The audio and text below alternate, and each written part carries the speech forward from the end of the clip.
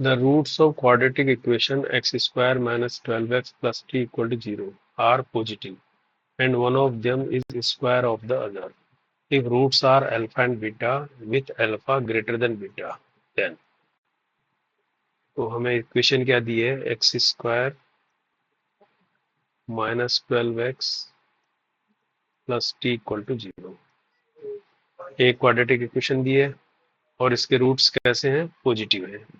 And one of them is square of the other if roots are alpha and beta और with alpha greater than beta, यानी इसके जो roots हैं alpha beta हैं और इसमें अल्फा क्या है, ग्रेटर देन बीटा है और रूट्स पॉजिटिव हैं, अल्फा ग्रेटर देन बीटा यानी अल्फा बीटा से बड़ा है और एक रूट दूसरे का स्क्वायर है। तो कहने का मतलब एक रूट दूसरे का स्क्वायर है, अल्फा बड़ा है, तो मैं अगर बीटा को लेता हूँ बीटा सपोज, तो अल्फा क्या लूंगा, इसका स्क्वायर बीटा स्क्वायर, तभी तो बड़ा होगा ये अल्फा ग्रेटर देन बीटा तभी तो बनेगा इस कंडीशन में।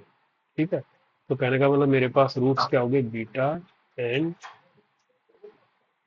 Beta square are roots. ठीक है, अगर ये रूट्स हैं तो इनका सम क्या होगा, रूट्स का सम यहाँ से क्या होगा, 12 माइनस बी अपन ये होता है ना, ये होगा और इनका मल्टीप्लिकेशन क्या होगा, बीटा बीटा स्क्वायर सी अपन यानी टी। ठीक है, तो कहने का मतलब ये हो जाएगा बीटा क्यूब इक्वल टू हो जाएगा टी। अब मैं इसको इक्वेशन मान लेता हूँ, इसको इक्वेशन 1 मान लेता हूँ, इसको इक्वेशन नंबर 2 मान लेता हूँ और इसको इक्वेशन नंबर 3 मान लेते हैं। ठीक है, तो अब देखो इक्वेशन नंबर 2 से हम बीटा की वैल्यू निकाल सकते हैं। तो फ्रॉम इक्वेशन 2 से क्या लेते हैं, ये क्वाड्रेटिक है, beta square plus beta minus 12 equal to 0 लिख सकते हैं इसको। तो यहाँ से बीटा स्क्वायर 4 3 जा 12 होता है ना, 4 beta minus 3 beta minus 12 equal to 0। तो यहाँ से बीटा कॉमा आ जाएगा बीटा प्लस 4 माइनस 3 कॉमा आ जाएगा बीटा प्लस 4। अब बीटा प्लस 4 इसका एक फैक्टर आ गया और दूसरा फैक्टर ये क्या है, बीटा प्लस 4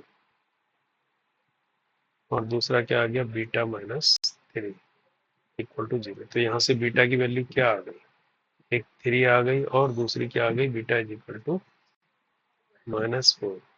लेकिन इसने क्या कंडीशन दी है, बोला रूट्स आर पॉजिटिव यानी अल्फा बीटा दोनों पॉजिटिव है ना, तो बीटा ग्रेटर देन 0 है। तो इट मीन्स हम क्या कंसीडर करेंगे, तो consider beta is equal to 3। तो बीटा इज इक्वल टू 3 करेंगे तो अल्फा की वैल्यू कितनी होगी, अल्फा इज इक्वल टू क्या है हमारे पास, बीटा स्क्वायर, तो अल्फा हो जाएगा 9 और टी की वैल्यू क्या हो जाएगी, फ्रॉम इक्वेशन 3, इक्वेशन 3 से हमारे पास टी कितना आ जाएगा, टी है बीटा क्यूब है ना, बीटा क्यूब है ये है ना, तो टी इज इक्वल टू कितना आ जाएगा, बीटा क्यूब मतलब 27। तो हमारे पास वैल्यू आ गई अल्फा बीटा और टी की। अब हमें देखना है किस इक्वेशन को सेटिस्फाई करता है ना। तो हमारे पास इक्वेशन देख लो, यहाँ पर लिख लो, ये फर्स्ट इक्वेशन लिखते हैं, 3 alpha plus beta minus t is equal to 5 है ना। तो हमने क्या निकाला था, अल्फा कितना निकला था हमारा 9, बीटा निकला था 3 और टी निकला था 7, ये तो निकला था। तो अब इस फर्स्ट इक्वेशन में रख के देखते हैं, ये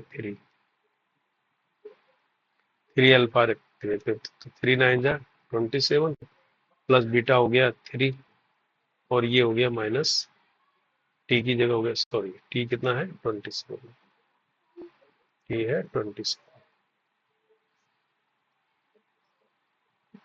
ये 27। तो ये तो नहीं आ रहा इक्वल टू 5 है ना, डज नॉट इक्वल टू 5, तो ये तो नहीं है आंसर।